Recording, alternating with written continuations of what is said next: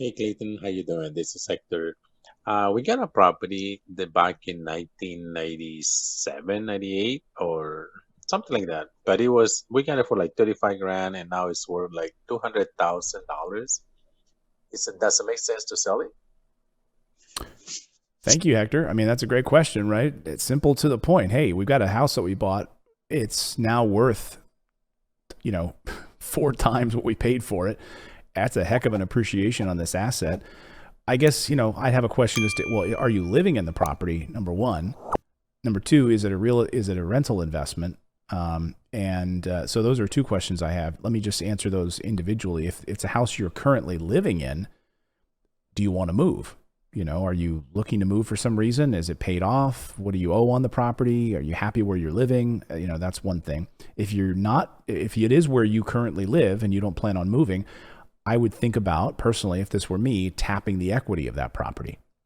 Equity rates or home equity lines of credit are available, and interest rates are so stinking low that to pull the equity out of that property and to use that equity to buy rental properties, you're able to pick up then 3 rental properties, down payments, with that amount of money would be a killer strategy.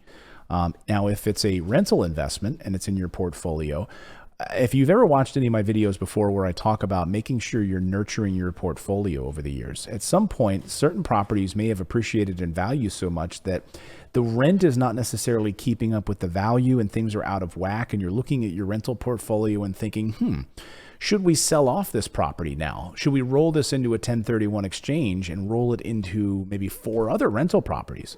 Can you do that? Can you take the equity in this property and roll it?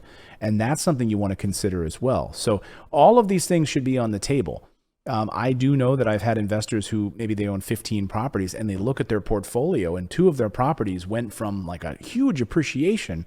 And instead of sitting on that where they know that the rent is not going to keep up with that amount, they then sell those through a 1031 exchange program. That way they're not paying capital gains and they're rolling it into maybe 4 rental properties. They're rolling 2 into 4 that are now going to produce a higher return on investment. So Hector, I hope that answers the question for you. But if you're sitting in the property, you're happy with where you live and you live in this house, great. That would be an opportunity for me to say, hey, you cannot eat equity. I would get a home equity line of credit if this were me, and I would use that to invest in other rental properties. That would be my strategy personally. So thank you for that question. If you have any questions, please feel free to reach out to us. Just go to morrisinvest.com/Clayton. You can leave us a voicemail question and we will attempt to answer it here on the show. Try to keep them to about 30 seconds or less if you can. Now, go out there, take action, become a real estate investor. I believe it's the #1 way to build wealth. We'll see you next time, everyone.